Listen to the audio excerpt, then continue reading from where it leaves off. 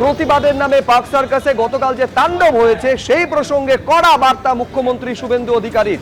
আহত পুলিশ কর্মীদের সঙ্গে দেখা করতে গেলেন তিনি পার্ক সার্কাসে ডিসিএসিডি অফিসে। স্পষ্ট সেখানে গিয়ে জানিয়ে দিলেন যারা সরকারের পাশে দাঁড়িয়েছিলেন তাদেরও পাশে থাকবে সরকার।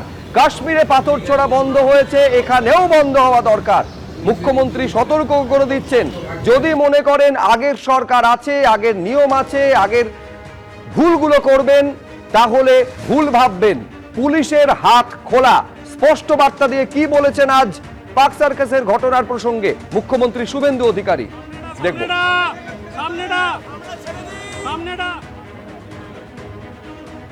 হঠাৎ করে কিছু লোককে জড়ো করে ধর্মীয় স্লোগান দিয়ে পাথর ছোড়া, এটা শ্রীনগরেও বন্ধ হয়ে গেছে। আমার মনে হয় পশ্চিমবঙ্গে বা কলকাতাতে এটাও বন্ধ হওয়ার খুব দরকার রয়েছে। আমি শুধু আপিল করব, এই কাজগুলো করবেন না, এই কাজগুলো করবেন না, এই কাজগুলো থেকে বিরত থাকুন। যদি মনে করেন আগের সরকার আছে, আগের নিয়ম আছে, আগের মতো পুলিশকে ফোর্সকে হাত পা বেঁধে রেখে দেওয়া হবে, তাহলে কিন্তু ভুল করবেন। তো ক্লিয়ার মেসেজ, জিরো টলারেন্স এই ধরনের ভ্যান্ডালিজম, হুলিগানিজম, রাউডিজম এবং anti national, anti social activities we are not allowing.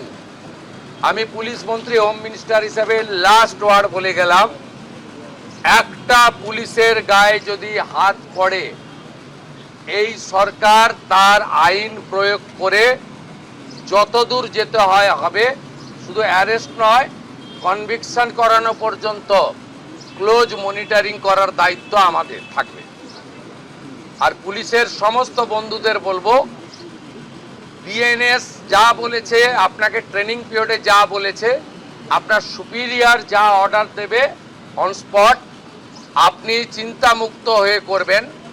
কে কোন দল করেন, কে কোন ধর্মের লোক, কে কোন সম্প্রদায়ের লোক, কে কোন প্রভাবশালীর ক্লোজ লোক, তার এগেনস্টে অ্যাকশন নিতে গেলে 5 বার ভাবতে হবে। আপনারা এই চিন্তা মুক্ত করুন। মাননীয় প্রধানমন্ত্রী বারে বারে বলেছেন, বেঙ্গলে ভয়ে আউট, ভরসা ইন। একটা কথাই আমি বলে গেলাম, এটা জিরো টলারেন্স। আর পার্ক সার্কাস সহ যেখানে যেখানে বিগত দিনে এই ধরনের ঘটনা ঘটিয়েছেন, আপনারাও কান খুলে শুনে রাখুন, এটা আপনাদের শেষ ঘটনা।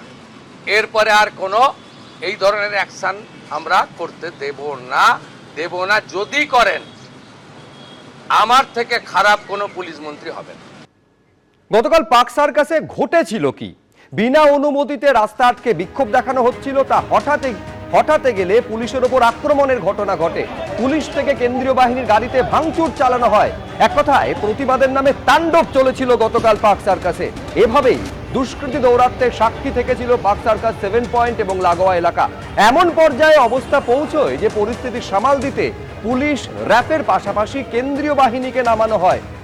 গতকাল দুপুর 1:30 রাজ্য সরকারের কিছু নীতির প্রতিবাদে পার্ক সার্কাসে ব্যস্ত সাতমাথার মোড়ে জমায়েতের ডাক দেওয়া হয়, কিন্তু সেই জমায়েতে কোনো পুলিশি অনুমতি ছিল না।